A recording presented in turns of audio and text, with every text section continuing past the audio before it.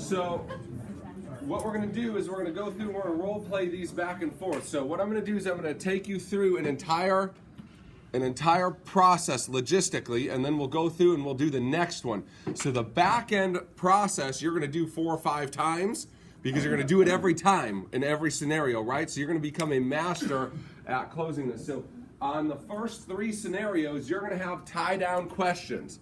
Because remember, these are people that are not paying anything for life insurance right now because they don't have it, or they're getting it from work, which is free or just super cheap generally most of the time, right?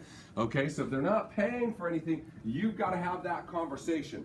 So I've gone through the 3 reasons. I said, Shane, does it make sense to you why you need to have this? And he says yes.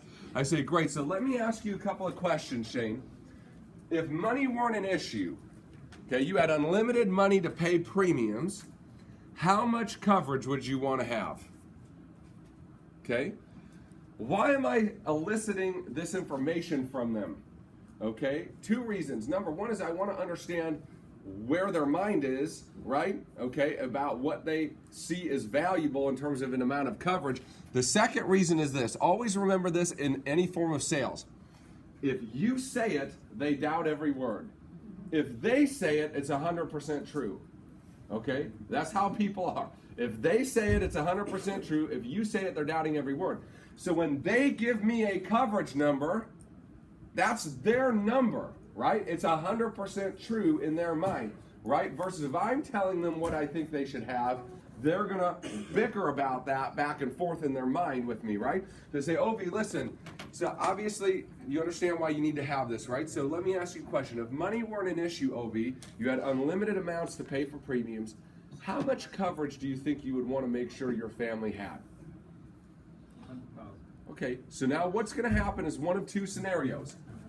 They're going to give you a good amount or a not good amount. Okay? Most of the time, they're going to give you a good amount. Most of the time. And the time you get a bad amount, like 100K, why is 100K bad? Okay, well, as a single person, that living benefit's pretty important. But that living benefit is a percentage of the total amount of coverage. So when you get a small amount of coverage like that, you also have a small amount of living benefit, right? So if I get a bizarre number like that, what I'm going to say is, Ovi, let me tell you kind of what I recommend for single people, right? I recommend that single people should have a policy of $625,000, okay? And the reason why, Ovi, is this is the smallest policy you can buy to max out your $400,000 living benefit. Quite honestly, Ovi, that's more important to you right now, would be life-saving insurance than life insurance itself, right? So we want to get the smallest policy we can get to get that $400,000 face value. Does that make sense? Okay, so if he tells me around the right ballpark, we're good to move forward. If he tells me some bullcrap number because he doesn't understand, then I'm going to help him understand by educating. Over, do you mind if I just kind of share with you what I normally recommend to people in your scenario? Okay? Does that make sense? So question number 1 is, if money weren't an issue, you had unlimited amounts to pay premiums, how much coverage would you want to have? And I'm either going to get a good number and move forward, or I'm going to get a bad number and I'm going to get it to a good number by educating him, and then I'm moving forward. The second question is this, Ovi, obviously money is always a concern when it comes to things like this. How much money do you feel like you could invest on a monthly basis to make sure that this is done properly? Now, before you answer, Ovi, right, so this is called the triplicate of choice. Most of our clients will say somewhere between $50 and $100 a month. Some people say even more than that. Some people say as little as $40 or $50 a month. Ovi, where do you feel like you could comfortably be on a monthly basis? Okay, so what's going to happen here is he's going to give me a number. Almost always, that number is going to be where? The middle. Almost always. Not always, but virtually always. Okay, so what I've done is I've put a frame up. This is called framing, right?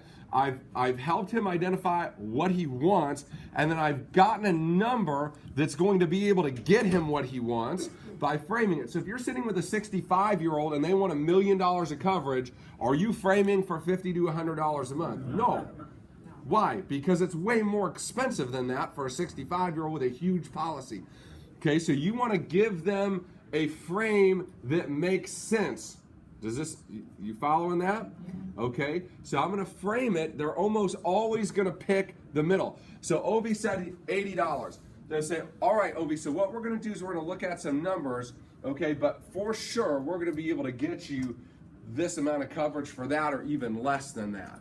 Okay, so what I've done is I've gotten, and he told me what he wanted, it came from his mouth. He told me what he could pay, it came from his mouth. So if I can help him get what he wants for the amount he wants to pay, what's going to stop him from moving forward? And the answer is not much, right?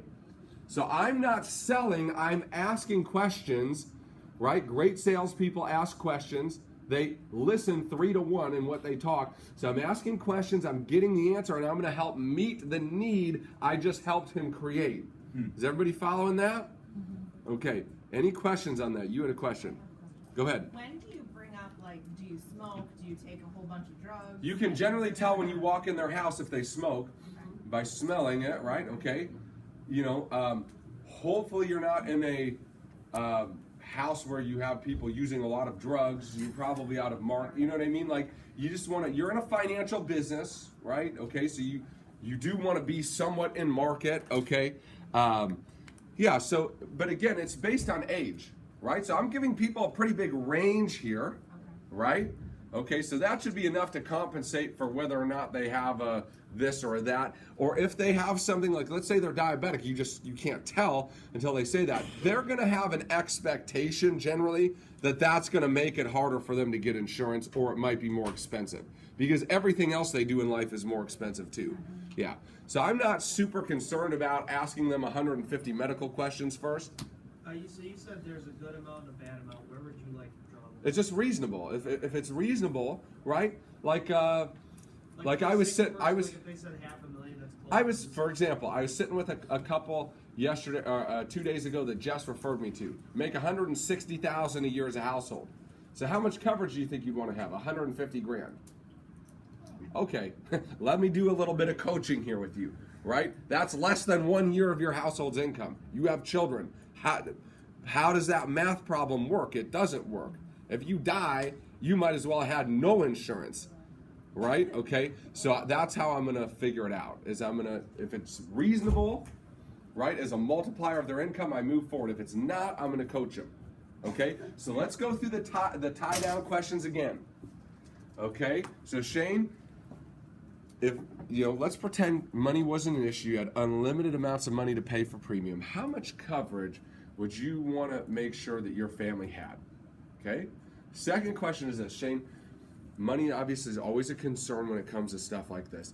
How much do you feel like you could invest on a monthly basis to make sure your family was properly taken care of here? Most of our clients, Shane, will say somewhere between $50 and $100 a month. Some people say even higher than that. Some people say as little as maybe $40 or $50 a month. Shane, where do you feel like you could comfortably be on a monthly basis to make sure that's done? Now, you see how I lowered the tone of my voice? I slowed it down. I'm smiling, right? These are intangibles, right? So what to say is one thing. How to say what you're saying is another thing, right? You following that? So this is like the layers of an onion. You can master this stuff. Most people say, oh, I know what to do, and you're not even really saying it completely right, let alone how you're saying what you're saying, right? Okay? So what we're gonna do is we're gonna pair up, okay, with a different person this time. So not the same person, and you're gonna give these tie-down questions to each other 3 times each. Okay? Back and forth. 1, 1, 1, 1, 1, 1, okay? Again, you want to be helping that person understand what's good and what's not good, where they could improve. Okay, so we're going to get these out of your mouth 3 times each. Pair up with your other person. Raise your hand when you're done. Go.